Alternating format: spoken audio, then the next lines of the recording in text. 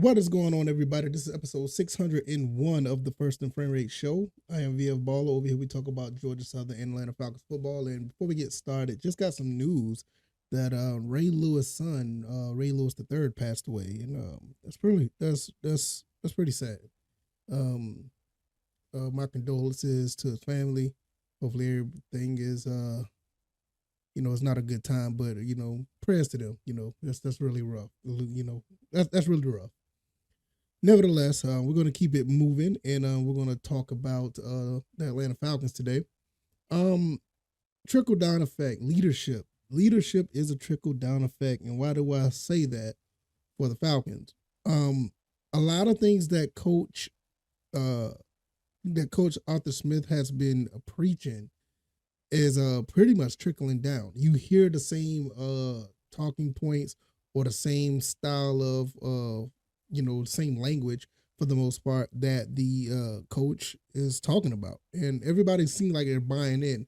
They just recently had a few press conferences, and they're still having mandatory training camp and or mandatory OTS. I can't remember which one it's called, but they're gonna have that for the rest of the week, and after this they're gonna be gone for 5 weeks, and it's gonna be really interesting how things evolve from what they take from it now until when they get back together 5 weeks later.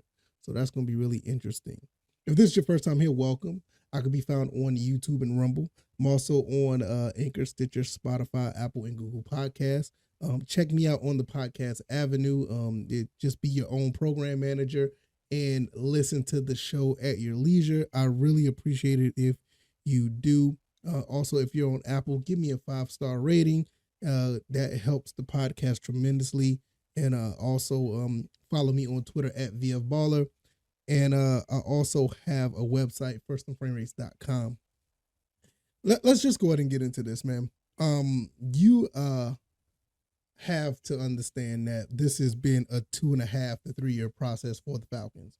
And Coach Arthur Smith has been trying his best to build up the players that he's been bringing in.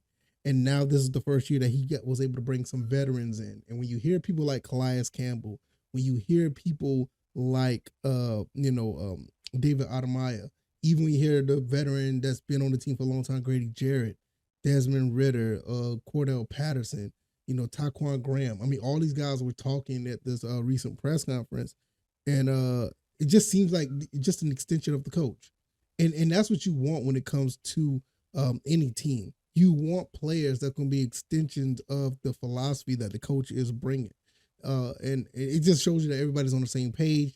They're out there to have fun. They're out there to play together. And when you have a team that's collectively can play together, you got 53 guys that's on the team that wants the same goal, and they push each other, and they know what's at stake, and they know how to help one another because of the fact that they're basically been training and learning together the philosophy of the football team. It really shows, and it really helps in the long run.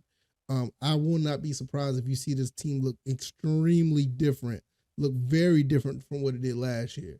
The last 2 years, you can tell that Coach Arthur Smith was putting things together and piecing things together while adding to the team that in his image as far as draft picks.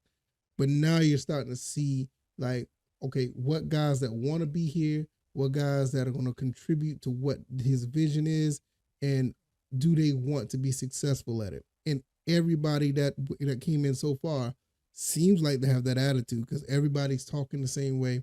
Everybody's on the same page. I mean, you hear Calais Campbell is not only just adding, his knowledge to the team, but he's still learning from the new philosophies that, the defensive coordinator and what the head coach wants out of the team.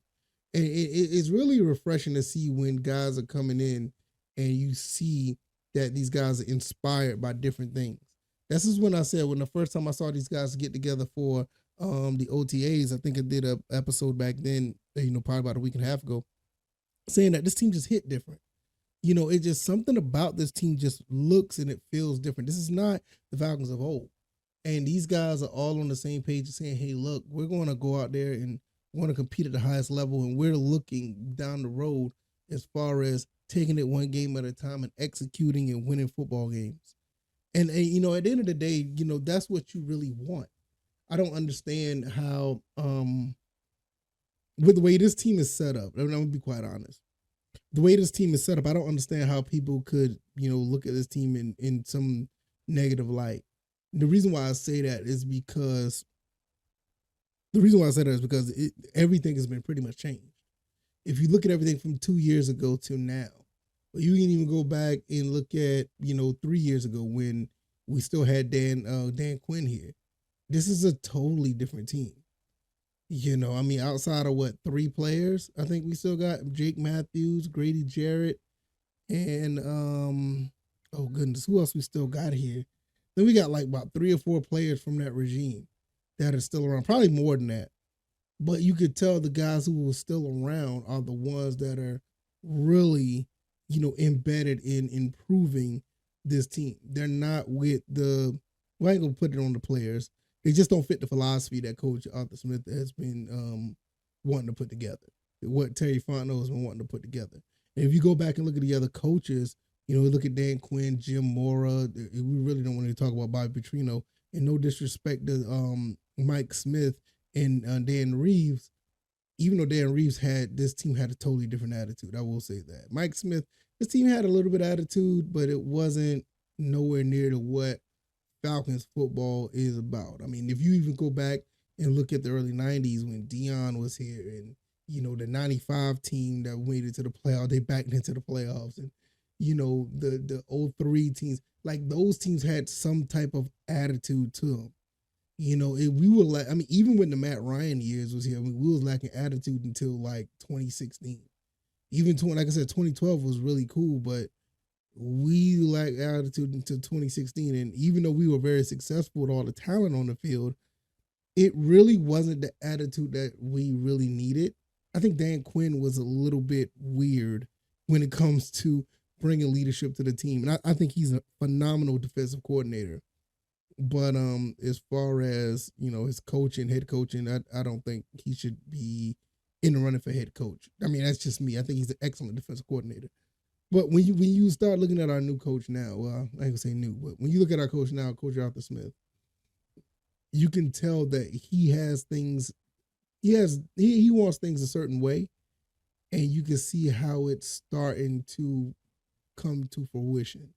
Because he got guys here who, big, physical, smart and intelligent, want to play ball, have drive and ambition.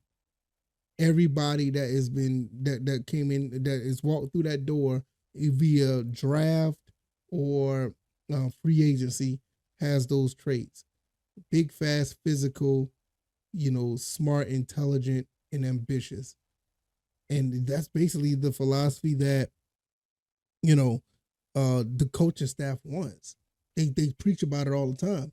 And in the circle back, when these guys are actually preaching that, and when these guys are in front of the microphone, they basically regurgitate exactly what the coach is saying. This is why I say the leadership is a trickle down effect. It's really good to see. I just can't wait till I see the first preseason game when you start to see this offense run differently. To see if they're going to let Desmond Ridder, be more expansive with his offensive game. Is he going to be that game manager some people are talking about? Is he going to be a guy that's going to be able to complete passes and do some things down the field to make people say, whoa, what's going on here? Is Bijan Robinson and Tyler Algier going to hold the fort down with the top running game in the country? Well, the league. What about the passing game? Are we going to be passing the ball more? You got 3 guys that are 6'4" or higher. You got a couple of decent tight ends. You got Scotty Miller. You got Drake London. I mean, you got some guys that you can throw the ball to. What are we going to do with that? Offensive line is back together. They're intact. The defensive line has been revamped. The linebacker corps has been added new players, and the secondary. I mean, what can you say about the secondary? I think the secondary is going to be scary good. And this is the type of things that Coach Arthur Smith wants. With DB coach Jerry Gray, I think that's his name, the defensive coordinator who specializes in the front sevens, brought guys in, even brought people in from the team that he was from, New Orleans. I ain't gonna say he brought him here, but you know what I mean. You already know what AJ Terrell could do. What if Jeff Okudah was a third overall pick? What if he lives up to that hype and plays that well? What about Clark Phillips? But all these guys that I've named, they have the mentality that they want to, follow the lead of Coach Arthur Smith. And that's the difference from what we see from the old coaches to the new coaches. Nobody was really following Dan Quinn. Dan Quinn have the little rah-rah two-liners or one-liners or whatever the case may be, and people be like, okay. But you got people that were free agents, people that we never thought that would be on this team here. We never thought of Scotty Miller. Never thought of Scotty Miller was going to be here. Scotty Miller was a Tampa Bay Buccaneer. He loved playing with Tom Brady. Never thought he was going to be here. Calais Campbell, nobody saw that coming. Mac Hollins, nobody saw that coming. Jeff Okudah, didn't see that coming. He was brought in via trade, but you just didn't see that coming. You didn't see that happening. So now we're going to start seeing some things. They're going to go on break, like I said, 5-week break after this week of training, and they're going to be right back at it. And it's going to be interesting to see how things go from there forward. But, this show is going to continue to go every day. And we're going to continue to do what we do. But it's just an exciting time, man. It really is. I think I said enough, man. If you guys like this podcast, hit the like button. Share this podcast. Subscribe to the channel if you haven't already. You can find me on YouTube and Rumble. Also on Spotify, Stitcher, Apple, Google Podcasts. Follow me on Twitter at VFBaller. And also check out the website, firstfairways.com. Go over there and see what you like. It's a little bare bones, but it's pretty cool. You can actually donate and support the show if you like. But honestly, the only thing I really ask, go over there to the podcast avenue, be your own program manager, subscribe to any of those podcast avenues, and also give me a 5-star rating. I want to get up out of here, man. It's about to be Friday. Going to enjoy my Friday, and I'll be back then with another episode. Maybe we also enjoyed Southern football talk to talk about, but we'll see. All right, y'all. Y'all take it easy, and y'all be blessed. Peace.